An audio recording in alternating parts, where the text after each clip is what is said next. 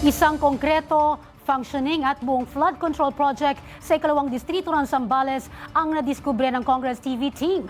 Matapos umanong sabihin na ito isang ghost project. Kung ano ito, ating alamin sa special report ni Simonong para sa 13 sa tanghali.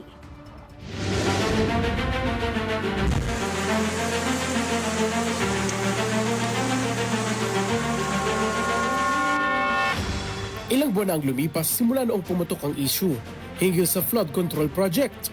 Ilang mga pangalan sa Senado, Kongreso at ibang ahensya ng pamahalaan ang lumutang. Hindi nakaligtas si Zambales 2nd District Representative Doris Nanibing Maniquiz sa issue na pinipilit siyang iugnay sa maanomalya umanong flood control scheme. Maraming post online ang bumabatikos sa pondong inilaan sa lalawigan, partikular na sa funding ng flood control projects na kailangan ng probinsya. Kabilang sa ini-issue kay Congresswoman Doris Nanibing Maniquiz ay ang proyekto ng flood control sa may Santo Tomas River sa kahabaan ng Balintaging, Paite at Omaya. Ang mga lugar na kung umulan ng malakas ay tila nawawala na sa mapa. 2022, bago mag-eleksyon, nangangampanya kami noon na-isolate ito. So naalala ko talaga, nagdala pa kami ng relief. Tapos 2023, Congresswoman na ako, na-isolate muli ito, nagdala na naman kami, lalo na yung lugar doon ng mga katutubo. Talagang lubog ang bahay nila. So kami ni Gov, talagang nagtulong kami na mahanapan namin ang funding. Tinungo ng Congress TV team ang lugar na sinasabing Ghost Project.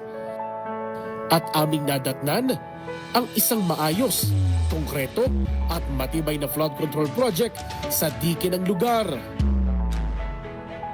Ayon sa kapitan ng barangay, malaki ang naitulong sa kanila ng proyektong ito ni Congresswoman Maniquiz. Simula noong ito'y naipatayo, ay hindi na lumulubog sa baha ang mga kabahayan sa Paite, Balintaging at Omaya. So actually sir, nung una kasi itong dike namin, napakakitid po, almost 3 meters lang. So kasi ang tatlong patong na po ito eh. So wala na pong lugar na lalagyan sa likod, kaya nilagay po sa harap. So pinalapad po ng almost 6 meters po yung lapad. So yun po, yun nga, maganda naman po yung plano. Kasi ngayon, maluwang na po yung aming dike. So yun na po yung napaka-safety kasi nung hindi pa ako napalapad, yung inaalala po namin yung bar down. Kasi tuwing tagulan po, lumalambot po yung lupa. Kaya yun po yung binabantayan namin. Sa aming pag-ikot sa lugar, nakasalubong namin ang chieftain ng Paite na si Jeline Flores. Ayon sa kanya, napakaganda ng proyektong flood control ng mambabatas.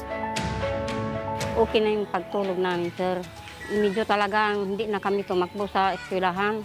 Kung hindi dito kami tumatakbo doon sa may deck po, dala-dala ang maliliit na bata, yung mga buntis. Doon ako nakukuha noon dahil maraming buntis, may maraming nanganganak. Para naman sa ibang residente, hindi na nila kailangang mangamba sa tuwing magkakaroon ng malakas na pag-ulan sa kanilang lugar. Kami po nagpapasalamat po kami lalong-lalo kay Nanay Bing sa naitulong nila sa amin. Unang-una po, dito sa amin, delikado po pag umuulan.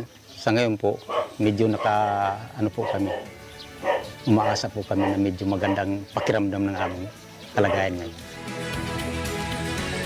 Makikita sa video ng aming team na buo at maayos ang flood control sa lugar. Isang hakbang na simula pa lang ay tiniyak na ni Congresswoman Maniquiz. Tulay, para makarating yung serbisyo dito sa mga nangangailangan. Katulad sa flood control, maghahanap lang kami, ilalapit namin ang problema sa national government, dadating ang pondo. Wala kaming talagang inilapit lang namin yung problema, hinanapan namin ng solusyon, nandiyan ang DPWH, sila na. So, paano namin ibubulsa? Mayroon namang mensahe si Nanay Bing sa lahat ng mga bumabatikos sa kanyang panunungkulan. Andiyan ang Panginoon. Para sa akin, may last judgment. Pag-iisipin ko yon at susuko ako, dinanalo ang devil. nanalo yung masasama. Kasi katulad ako, 61 na ako. Graduate na lahat ng anak ko. Wala na akong kailangan sa buhay eh. So, giving back na lang ako sa buhay na binigay sa akin. Ngayon pa ba ako susuko, di ba? Matanda na ako eh. Nanindigan din si Congresswoman Maniquiz na patuloy pa rin siyang magiging tulay sa mga magagandang proyekto sa ikalawang distrito ng Zambales na tiyak na mapakikinabangan ng mga residente sa kanyang nasasakupan.